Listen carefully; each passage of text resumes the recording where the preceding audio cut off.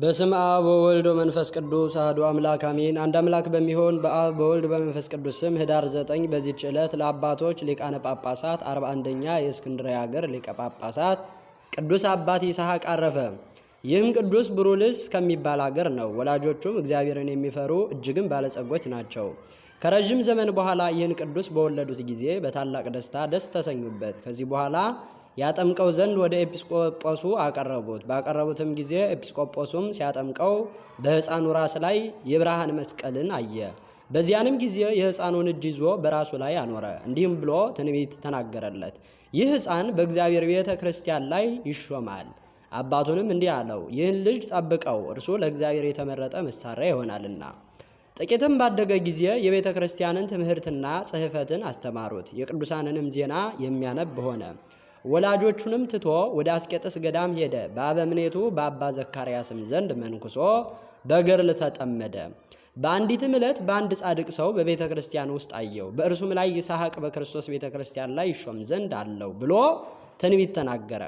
በዚያም ወራት ሊቀ ጳጳሳት አባ ዮሐንስ ጸሐፊ የሚሆንና የሚረዳው ብልህ ሰው ፈለገ። ስለ አባ ይስሐቅም ነገሩት። እርሱም መልእክተኞችን ልኮ ወደ እርሱ አስመጣው። ይጽፍለትም ዘንድ ደብዳቤ ሰጠው። እርሱ ግን አባ ይስሐቅ እያወቀ ጽሕፈቱን አበላሸ። ሊቀ ጳጳሳቱ እንዲተወውና ወደ አስቄጥስ ገዳም እንዲመለስ ነገር ነበረ። የዚህንም ዓለም ክብር ይጠላልና ሊቀ ጳጳሳቱም እንዲተወውና እንዲያሰናብተው አውቆ ማበላሸቱን ባወቀ ጊዜ በጥሩ ጽፈሃል፣ ከዚያም እንድትሄድ እኔ አልተውህም አለው። ከዚህም እንድትሄድ እኔ አልተውህም አለው። አባ ይስሐቅም እንደማይለቀው አውቆ የሚያውቀውን ሁሉ ጥበቡን ያማረ ጽሕፈቱንም ገለጠለት። ሊቀ ጳጳሳቱን በእርሱ እጅግ ደስ አለው።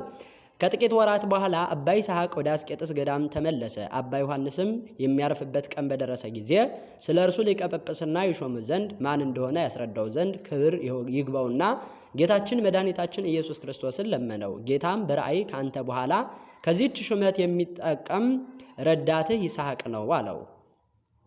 ከዚህ በኋላ ሕዝቡን ጠራቸውና ከእርሱ በኋላ ሊቀ ጳጳሳት ሆኖ የሚሾም ረዳቱ ይስሐቅ እንደሆነ አስረዳቸው።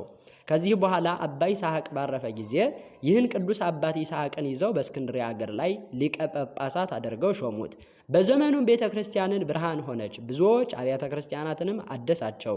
ይልቁንም የወንጌላዊ ማርቆስን ቤተ ክርስቲያን አሳምሮ አደሳት። የሊቀ ጵጵስናውን ቤት አደሰ።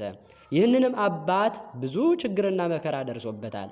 በወንጌላዊ ማርቆስ ወንበርም 7 ዓመት ተኩል ኑሮ አረፈ። በዚህም ቅዱስ አባት በመጽሐፈ ገድሉ ከእሁድ ቀን በቀር ሊቀ ጳጳሳት እንዳይሾም የሚያዝ ጽሑፍ አለ። ለእግዚአብሔር ምስጋና ይሁን። እኛንም በዚህ አባት ጸሎት ይማረን፣ በረከቱ ከኛ ጋር ትኖር ለዘለዓለሙ በእውነት አሜን። በዚህችም ቀን ዳግመኛ የ318 ኤጲስቆጶሳት ስብሰባ በኒቅያ ከተማ በጻድቅ ንጉሥ በቆስጠንጢኖስ ዘመን ሆነ። ከእርሳቸውም ጋር 4 ሊቃነ ጳጳሳት አሉ። እሊህም አባ እለእስክንድሮስ የእስክንድርያ፣ አባ ዮናኒዲኖስ የሮሚ አገር፣ አባ ሶል ጴጥሮስ ወቆስጠንጥንያና የአንጾኪያም ሊቀ ጳጳሳት አባ ኤዎስጣቴዎስ ናቸው። ስብሰባቸውም የሆነበት ምክንያት በእስክንድርያ አገር ቄስ ሆኖ ስለነበረው ስለ አርዮስ ነው።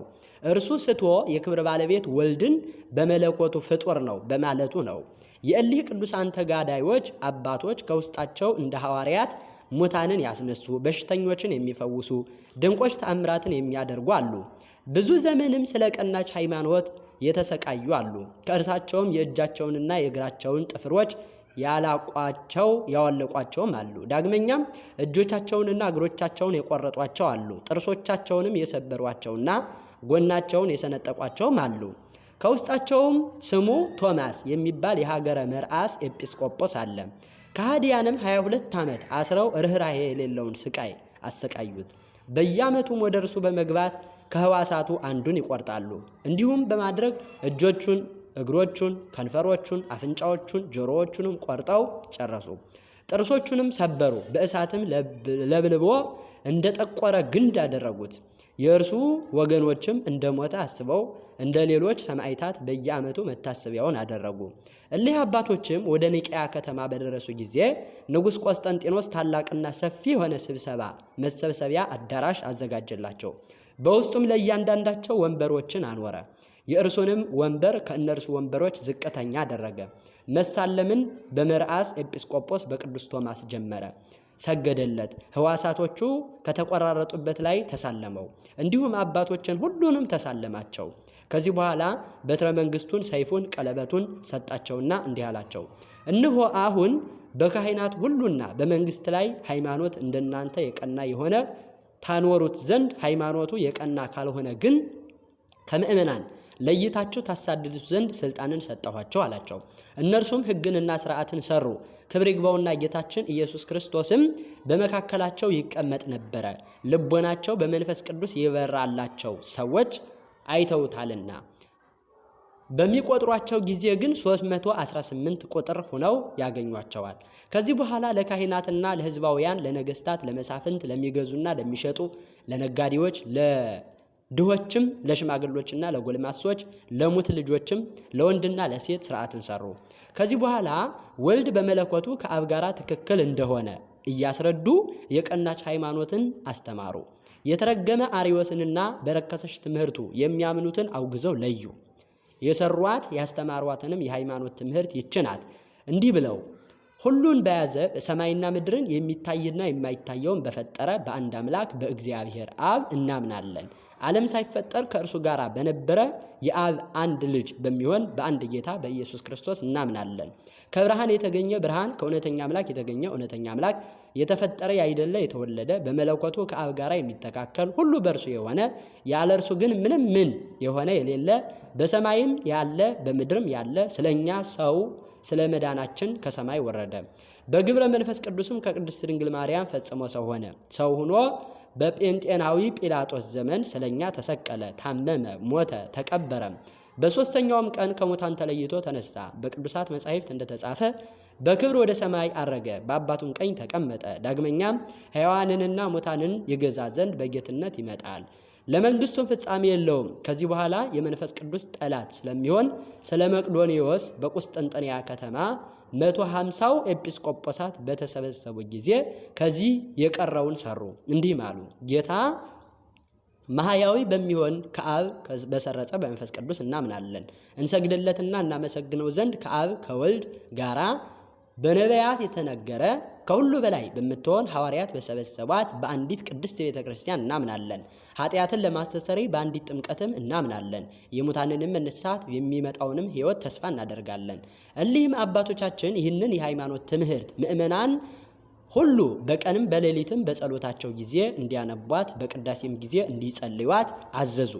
ወንዶችና ሴቶች፣ ሽማግሎችና ልጆች፣ አገልጋዮችም ሁሉ እንዲማሯት አዘዙ። ሰርተው ወስነው ለቤተ ክርስቲያን የሃይማኖትን ፋና አቆሙላት። በኋላ ወደ ሀገራቸው በፍቅር በአንድነት ተመለሱ። ለእግዚአብሔር ምስጋና ይሁን። እኛንም በሊያ አባቶቻችን ጸሎት ይማረን፣ በረከታቸው ከኛ ጋር ትኑር ለዘላለሙ አሜን።